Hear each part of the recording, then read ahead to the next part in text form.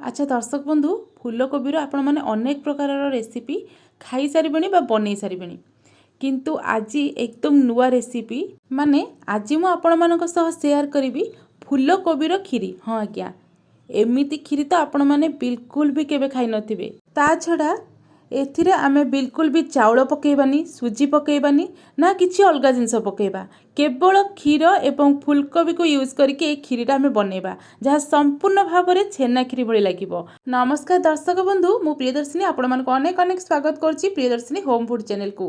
तेबे ए नुआ रेसिपी देखिया पई आपण माने चैनल को सब्सक्राइब करे सहित वीडियोटी को निश्चिंत लाइक करंतु। तो एठी देखि पारथिबे गोटे प्लेट रे मु नै जाइछि किछि फूलकोबी। हमर ए फूलकोबीर खीरी पई कि मु एठी छोट साइज रो गोटे फूलकोबी नैछि। आपण माने निज परिवार अनुसार बड़ किंबा छोट किंबा हाफ फूलकोबी नहीं पारे। तो ये फूलकोबी रे आपण माने देखि पारथिबे टिके टिके माटी लागिछि बा डस्ट लागिछि। प्रथमे एमती टिके बड़ बड़ साइज रो फूलकोबी को आपण माने फाळ फाळ करी छड़े नेबे। तापरे आपण माने देखि पारथिबे जो डस्ट लागिछि ना ताको परिष्कार करके आमे धोई नबा। छोट छोट साइज रो बिल्कुल भी छड़ेबेनी कारण आकु आमे परे ग्रेट करबा हमकु बड़ बड़ साइज रो रखिले ही सुविधा हबो ग्रेट करिया पई। गोटे बड़ प्लेट ऊपर ग्रेटर को रखिकी आमे ए कोबी को भल भाबरे घसी नबा ता ऊपर सेमति कि एहा भल भाबरे कोरी हे जिवो। आपण माने एठी देखि पारथिबे मु कोबी गुडा को भल भाबरे कोरी नै छी आ पूरा एमती दाना टाइप रो एमती रहिछि देखंतु एई भली भाबरे कोरी नबा। एबे आमे कोन करबा ना गोटे पैन गरम करके सेइथरे आमे देई दबा आधा ग्लास पाखापाखी पानी। पानी रे आमे ए जो कोरी रखिथिबा कोबी को देई दबा एवं ताको किछि समय पई कि कवर करके सिझिबा पई छाड़िबा। कोबी को पाखापाखी 5 रु 6 मिनिट पर्यंत मु सिझिबा पई छाड़ी देइतिली। आ एठी देखंतु जेहेतु कोबी गुडा को पूरा दाना टाइप रो आमे ग्रेट करिचे या भल भाबरे मथे सिझि गलानी। एबे कोन करबा ना आकु गोटे छणा जाली सहायता रे बाहर को बाहर करनबा। पैन ने दे दबा गोटे चम्मच पाखापाखी घी दबा द्वारा खीर टेस्ट मत बहुत बढ़िया आसे। तो घी को टिके मेल्ट कर सारा पर आम किसी ड्राई फ्रुट्स भाजी दबा।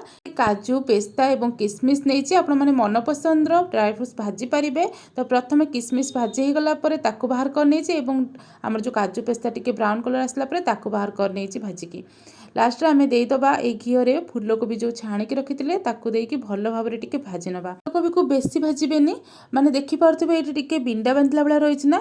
तो आपण माने एमती लगातार टिके गोळे गोळे भाजिबे जेमति कि फूलकोबी गुडा को टिके एमती झुरझुरा टाइप रहबो। आपण माने वीडियो रे जेमति देखुछन्ती ना सेही प्रोसेस रे ही बनेबे।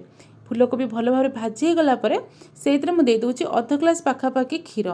आपण माने चाहिए मिल्क पाउडर मध्ये यूज करि पारिबे। तो ये आपको भल भाव टिके क्षीर संगे मिसई नबा आ कंचा क्षीर ही मुझे तापरे किसी समय फुटापी छाड़ा जो देखिए ना ऊपर टिके बबल्स माने उठुची से आपण मैंने टिके गोले दौथे एमती देखूँ ये भाव में टिके फेण भाया उठले गोले दौथे। तापरे आपण मैंने ये स्वाद अनुसार बा निज पसंद अनुसार चीनी ऐड करेंगे।